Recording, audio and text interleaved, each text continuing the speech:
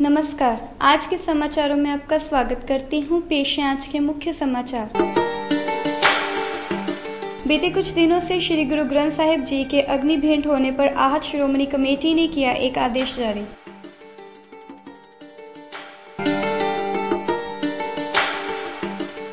आतंकियों को पंजाब की जेलों की बजाय चंडीगढ़ पंजाब भवन में ठहराए सरकार, कहा प्रोफेसर लक्ष्मीकांत चावला ने।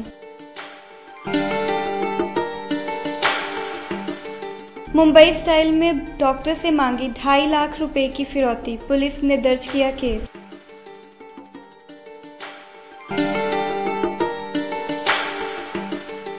अब खबरें विस्तार से। श्री गुरु ग्रंथ साहिब जी के पावन स्वरूपों की अग्नि भेंट होने की लगातार मिल रही खबरों से आहत श्रोमणी गुरुद्वारा प्रबंधक कमेटी ने समूह गुरुद्वारा प्रबंधक कमेटियों को ये आदेश जारी किए हैं कि वह श्री गुरु ग्रंथ साहिब जी के पावन स्थान पर आग को काबू करने वाले यंत्रों को लगाएं और ये यकीनी बनाएं कि उस स्थान पर पहरेदारी की जाए ताकि किसी भी सूरत में होने वाली इस तरह की घटना को रोका जा सके। मानव की गलतियों के कारण हो रहे इन हादसों का समूची कौम में काफ़ी रोष पाया जा रहा है। श्रोमणी कमेटी के जारी हुए आदेश गुरुद्वारा प्रबंधक कमेटियां 15 दिनों में अमल में लाई जाएंगी और श्रोमणी कमेटी की एक विशेष कमेटी इस पर नज़र रखेगी और जहां पर भी कमी पाई जाएगी उस पर सख्त कार्रवाई की जाएगी। गर्मी की रुत दे विच वख-वख गुरुद्वारा साहिबान दे विच कई बार बिजली सर्किट शार्ट होने कारण कई बार किसी शरारती अंसर वालों जां कई बार अपनी प्रबंधकों की लापरवाही कारण साहिब श्री गुरु ग्रंथ साहिब जी के पावन स्वरूप जिहड़े आ वो अगन भेंट हो जाने की खबरां मिलदियां ने, जिहदे नाल समुची सिख कौम जिहड़ी देश विदेश विच बैठी आ उसनूं बहुत ज़्यादा दुख पहुँचता है और भावनावां नूं ठेस लगदी है।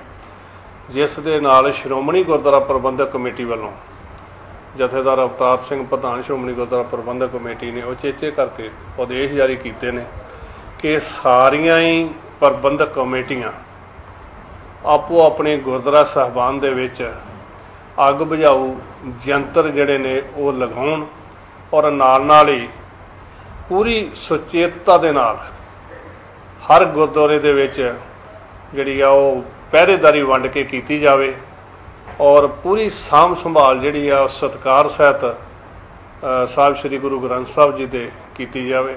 श्रोमणी गुरुद्वारा प्रबंधक कमेटी वालों हर साल अखबारां राहीं और टीवी चैनलों राहीं जिहड़े भी साधन होंदे उन्हां राहीं सूचना दी जाती है कि गर्मी की रुत विच अजिहा कुछ ना वापरन वास्ते जिहड़े पालकी साहब के नाल तुसीं वायरिंग करवाउंदे जे जां कोई इस तरह का बिजली उपकरण लाउंदे जे जिहदी लीकेज कारण जां उहदे शार्ट हो जाण कारण सारी अगन दी घटना वापरदी आ वो ना वापरे उहदे लई सुचेतता लई पहलां इश्तिहारां राहीं भी सूचित किया जाता है।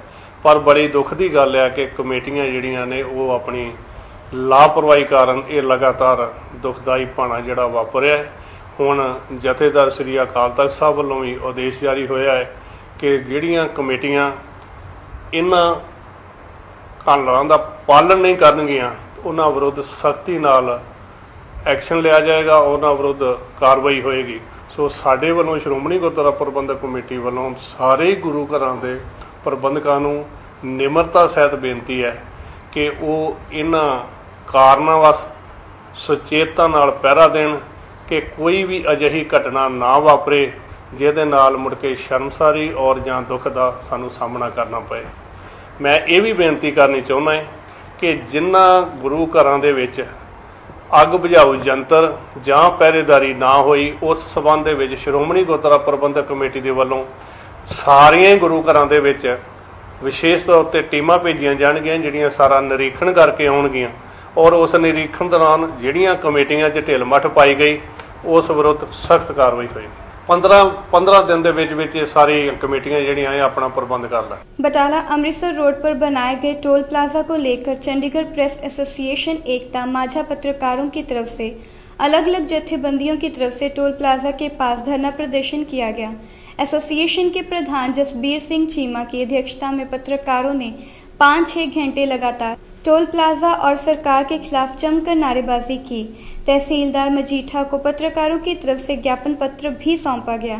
चंडीगढ़ एसोसिएशन के प्रधान जसबीर सिंह चीमा ने बताया कि चंडीगढ़ एसोसिएशन का 2 दिन का प्रोग्राम था कि टोल प्लाजा को घेरा जाए।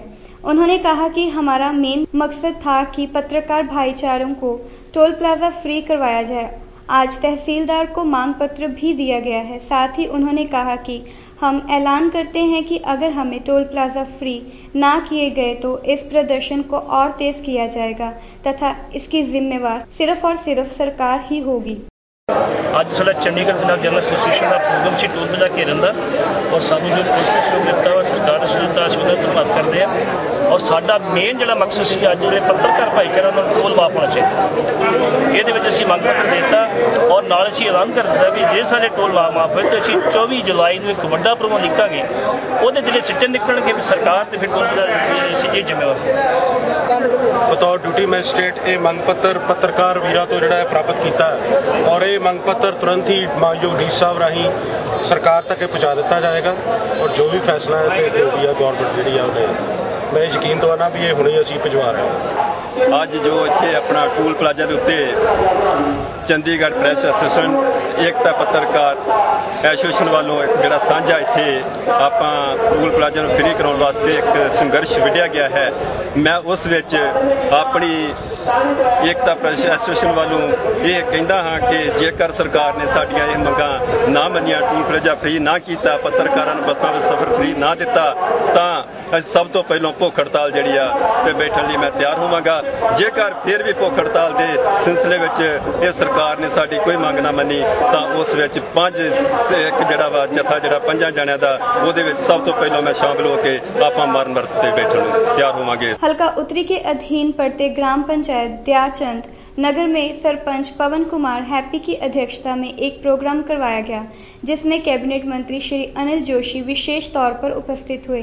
प्रोग्राम के दौरान श्री जोशी जी की तरफ से गांव के विकास के लिए अपनी ग्रांट में से 10 लाख का चेक दयाचंद नगर पंचायत को दिया गया। श्री जोशी ने कहा कि सभी पंचायतों में करोड़ों के हिसाब के विकास के काम करवाए गए हैं और बाकी रहते काम भी पहल के आधार पर करवा दिए जाएंगे। इस मौके पर मेंबर अवतार सिंह खालसा, अर्जुन कुमार नीनू, साबका सुखदेव राज, सुखराज शर्मा, राकेश शर्मा, नरेंद्र काला, डॉक्टर सुविंदर शिंदी आदि उपस्थित थे। जो पंचायत दयाना नगर में काफ़ी काम असी करोड़ों के काम इतने अगे डिवेलपमेंट के कराए तो अज अपनी डिस्क्रिप्शनरी ग्रांट चों अख्तियारी कोटे चों 10 लाख रुपए का चैक पंचायत ने दिता। सरपंच हैप्पी जी बहुत वधिया काम कर रहे हैं। ऑलरेडी लोगों दियां कार्ड पेंशन दूजा डिवेलपमेंट का काम जो भी है फीडबैक देंदे आ।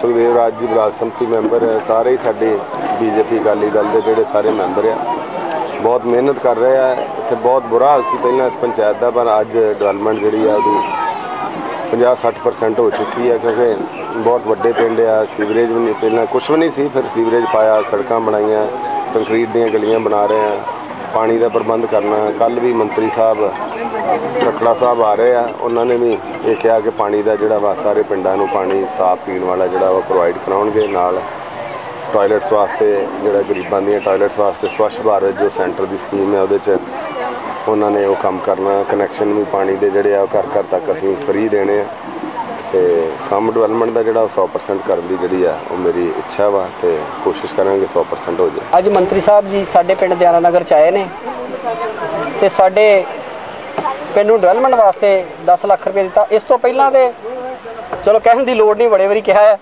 कि साडे पिंड नूं सब तो ज़्यादा ग्रांट दे के पहला पिंड सीगा साडा जिहड़ा पिंडां विचों जिहदे सीवरेज पिया सी पिछली वारी और सब तो ज़्यादा डिवेलपमेंट हुई है। तकरीबन 2 करोड़ तो वध जिहड़ी आ वो लोक दी सड़कां पास कीतीआं गईआं सी साडे ते 1.5 करोड़ रुपया सानूं सैनीटेशन का मिलिया सीगा और रूरल कनैक्टिविटी का मिलिया सीगा। हुण भी मंत्री साहब सानूं 10 लाख रुपया दे रहे हैं। असीं तहे दिलों शुक्रगुजार हाँ। सारा जिहड़ा इलाका है बहुत। प्रोफेसर द्विंदरपाल सिंह पुल्लर के बाद सजायाफ्ता कैदी और आतंकी गुरदीप सिंह खेड़ा को पंजाब में शिफ्ट किए जाने पर पूर्व मंत्री और भाजपा नेता प्रोफेसर लक्ष्मीकांत चावला काफ़ी नाराज़ हैं। उन्होंने मुख्यमंत्री को पत्र लिखकर उनसे कहा कि आतंकियों को पंजाब भवन में रखें और वहां पर उनके रिश्तेदारों तक को भी न सिर्फ मिलने की बल्कि उनके साथ रहने की भी इजाज़त दें। साथ ही कहा कि यदि चुनाव को देखते हुए पंजाब सरकार इस तरह की कार्रवाइयां करके पंजाब की अमन शांति को भंग करेगी तो इतिहास सरकार को कभी माफ़ नहीं करेगा। देखो, ये ठीक नहीं हो रहा। किसी को सजा क्या मिलनी है, क्या अपराध किया है, ये तो अदालतें तय करेगी। उसमें तो किसी को कुछ कहने की जरूरत नहीं, कहना भी नहीं चाहिए। लेकिन अगर कोई व्यक्ति दिल्ली में क्राइम करता तो दिल्ली की जेल में है, कर्नाटक में क्राइम करता तो कर्नाटक की जेल में है। अब उन सबको जो पंजाब में इकट्ठे करने का काम शुरू कर दिया है, जो मेरी जानकारी है, जब मिस्टर भुल्लर को यहाँ लाए हैं तब दिल्ली की सुरक्षा एजेंसियों ने कहा था कि सरकार आग से खेल रही है। तो आखिर क्या मजबूरी है कि जो आग से खेलने की तैयारी कर रहे हैं। और उसका क्या हो गया कि उनको अस्पताल में रख दिया भुल्लर को, और जो उसकी गरम दलिए कह लो, अलगाववादी कह लो, आतंकवाद के समर्थक कह लो, वहाँ एक केंद्र बन गया और एक रोगी के लिए सारा मानसिक रोगों का विभाग लग गया। तो पता नहीं क्या सरकार की राजनीतिक मजबूरी है कि इतना वीआईपी ट्रीटमेंट उस व्यक्ति को दे रहे हैं जिसको देश के सुप्रीम कोर्ट ने भी अपराधी माना हुआ है। तो ये अच्छा नहीं कर रहे। और अब गुरदीप सिंह आ रहे हैं, उसको कर्नाटक की जेल से ला रहे हैं। इससे तो लगता है कि एक के बाद एक ये सबको लाएंगे। मैंने तो आज सरकार के रवैये से परेशान होकर लिखा है कि फिर चंडीगढ़ में पंजाब भवन है ना, पंजाब भवन में इनको दे दें। अगर वीआईपी ट्रीटमेंट देना है उनको भी रख ले, इनकी पत्नी पुत्र बहू ससुर मायके दादके जो भी आना चाहते रख ले, और मिलने वाले भी वही आते जाएं। पंजाब में इनका केंद्रीकरण क्यों कर रही सरकार? सरकार को सोचना चाहिए। हो सकता है इसमें कोई चुनावी लाभ होने वाला हो आने वाले चुनावों में, लेकिन अगर पंजाब की शांति और सुरक्षा को खतरा आता है तो उसके लिए ना इतिहास माफ करेगा ना पंजाब की जनता माफ करेगी। अदालत से बरी करा के लाए ना, अदालत से कभी फांसी की सजा हुई, कभी उम्र कैद की हुई, तो अदालत जिस दिन बरी कर देती है ले आए मुख्य धारा में। आगे भी तो पंजाब सरकार ने कुछ नामवर आतंकवादियों को गवर्नमेंट का हिस्सा बनाया हुआ है। अभी ताजा 6 जून को इन्होंने देश विरोधी नारे लगाए। अनंतपुर साहब में राजनाथ जी आए, उनकी प्रेजेंस में देश विरोध के नारे लगाए। तो फिर ये तो कहते हैं ना, पाम तो दहलीज के बाहर से पहचाने जा रहे हैं। IIM का अमृतसर में आना एक अच्छा लक्षण है। पूरे भारत के बच्चे अमृतसर में आएंगे, अमृतसर की शान भी बढ़ेगी, अमृतसर की रौनक भी बढ़ेगी, अमृतसर के व्यापार पर भी उसका असर पड़ेगा। अमृतसर को तो स्मार्ट सिटी बनाया जा रहा है, ऐसी घोषणा हो रही है। भाई हम तो स्मार्ट सिटी उसको कहेंगे, कह रहे जी ट्रांसपोर्ट बहुत बढ़िया आएगी। अब ट्रांसपोर्ट उस बढ़िया का लाभ लेने के लिए लोगों की जेब में पैसे भी आए, महंगाई भी कम हो, पानी 24 घंटे आएगा, पानी शुद्ध हो। अगर हर घर में वो वाटर प्योरीफायर लगाने पड़ेंगे और दूसरी मशीनें लगाकर ही पानी लेना पड़ेगा, तो फिर स्मार्ट या ना स्मार्ट का कोई फर्क नहीं पड़ता।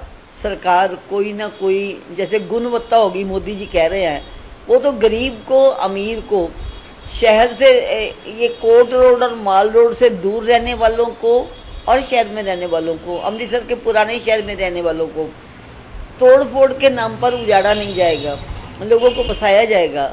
तब बहुत अच्छा लगेगा कि हम भी बढ़िया शहर में रह रहे हैं। फायर सर्विस के अधिकारी हड़ताल पर चले गए हैं। उनका कहना है कि पिछले कुछ महीनों से सैलरी ना मिलने के बाद हमने हड़ताल पर जाने का फैसला किया।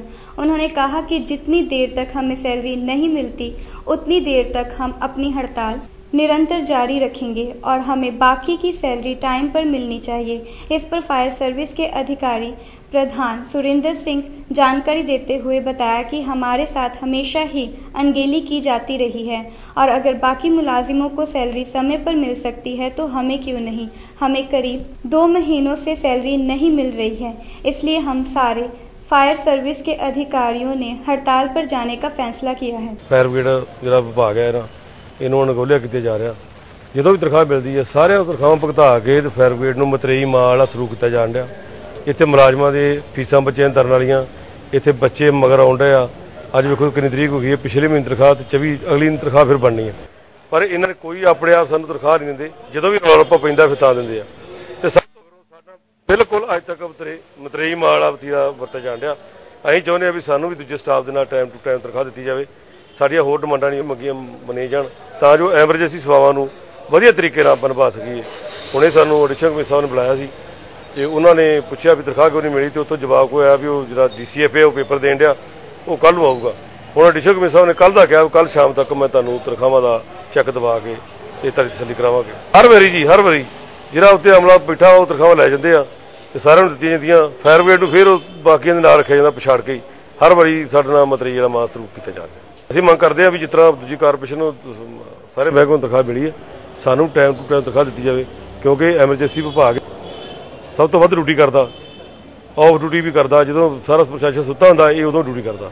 ਇਸ ਕਰਕੇ ਫਾਇਰ ਬ੍ਰਿਗੇਡ ਦਾ ਧਿਆਨ ਜ਼ਰੂਰ ਰੱਖਿਆ ਜਾਣਾ ਚਾਹੀਦਾ, ਤਾਂ ਜੋ ਇਹਨਾਂ ਦਾ ਵੀ ਹੌਸਲਾ ਜਿਹੜਾ ਬਣਿਆ ਰਹੇ। ਜੇ ਕੱਲ੍ਹ ਤੱਕ ਤਨਖਾਹ ਨਹੀਂ ਮਿਲਦੀ ਤੇ ਆਪਣਾ ਜਿਹੜੀ ਯੂਨਿਟੀ ਆ ਸਾਡੀ ਯੂਨੀਅਨ ਨੇ ਉਹ ਨਵਾਂ ਫੈਸਲਾ ਕਰੂਗੀ।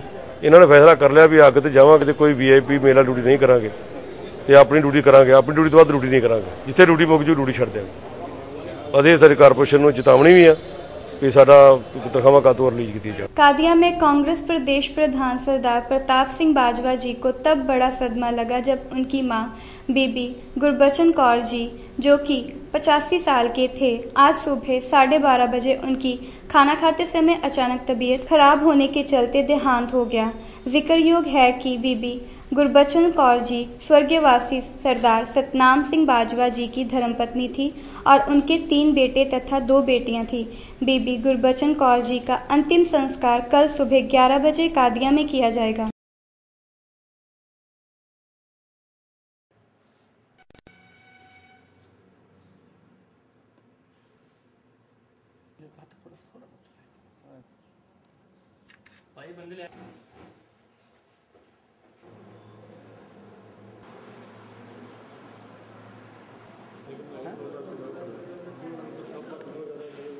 गुरुनगरी अमृतसर इस समय गैंगस्टरों की दहशत से ठीक उसी तरह से थरथरा रही है जैसे मुंबई गैंगस्टरों की गुंडागर्दी से।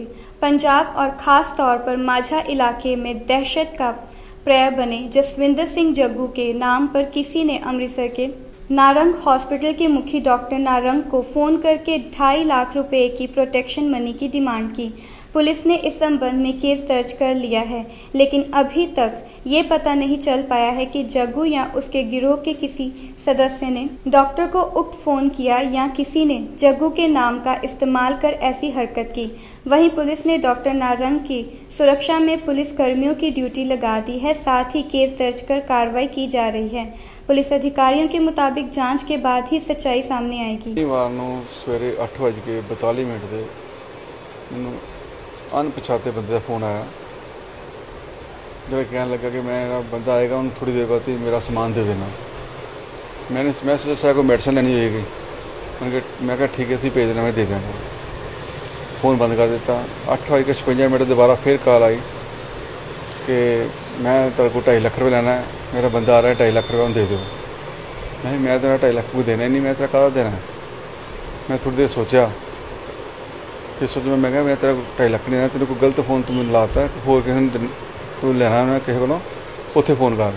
वो कहता नहीं जी अपने हैल्थ सेंटर बोलते, मैं अपने हैल्थ सेंटर बोलता, तो डॉक्टर नारंग सिंह बोलते, मैं ही बोलता।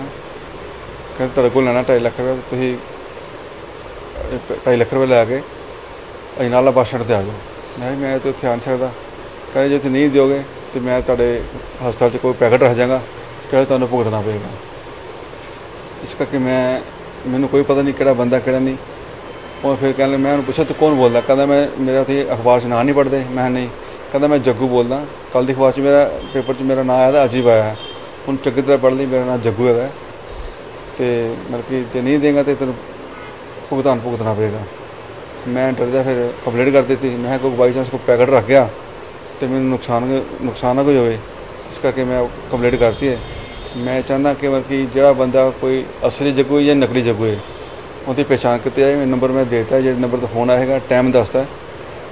मेरी मांगे हुई है कि बंदा है उन्होंने सामने लिया जाए। पुलिस ने मैंने 2 गार्ड सिक्योरिटी गार्ड देते हैं जो कि बहुत अच्छे ने, मेरी पूरी हिफाजत कर रहे हैं। मैं चाहना कि जो नंबर तो फोन आया उस नंबर टेस्ट किया जाए, जो बंदा है उन्होंने सामने लिया जाए, वो जग्गू असली है कि नकली है, किसी ने बदनाम ना किया जाए। कोई रंजिश नहीं मिलती किसी ने।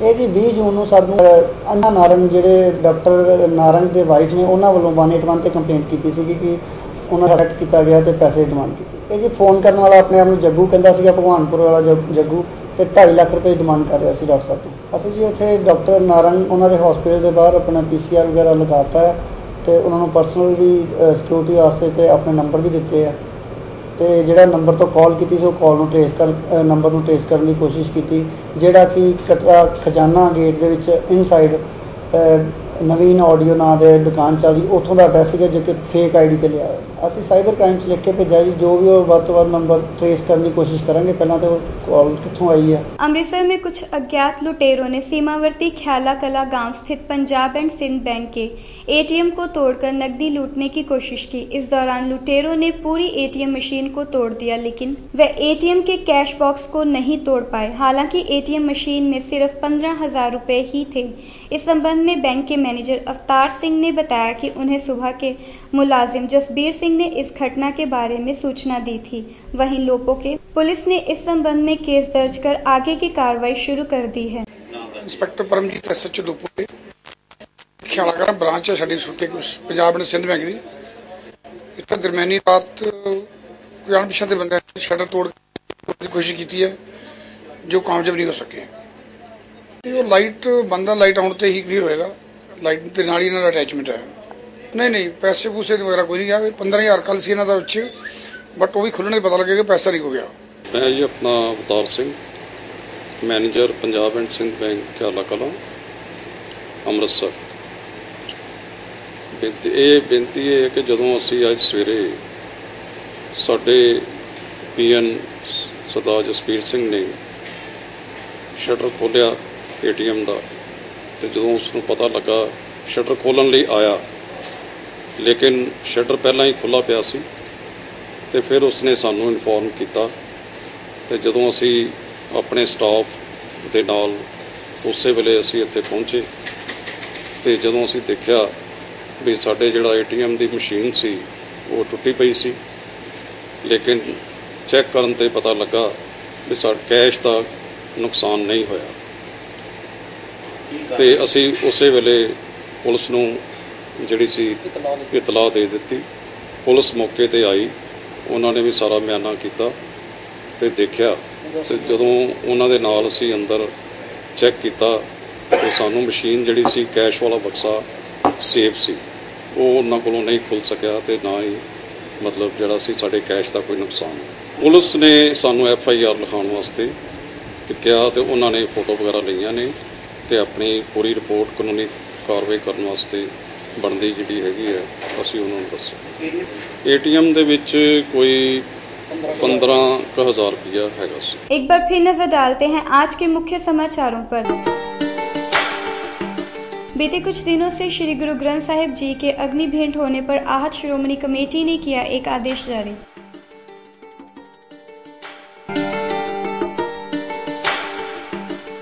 आतंकियों को पंजाब की जेलों की बजाय चंडीगढ़ पंजाब भवन में ठहराए सरकार, कहा प्रोफेसर लक्ष्मीकांत चावला ने। मुंबई स्टाइल में डॉक्टर से मांगी 2.5 लाख रुपए की फिरौती, पुलिस ने दर्ज किया केस।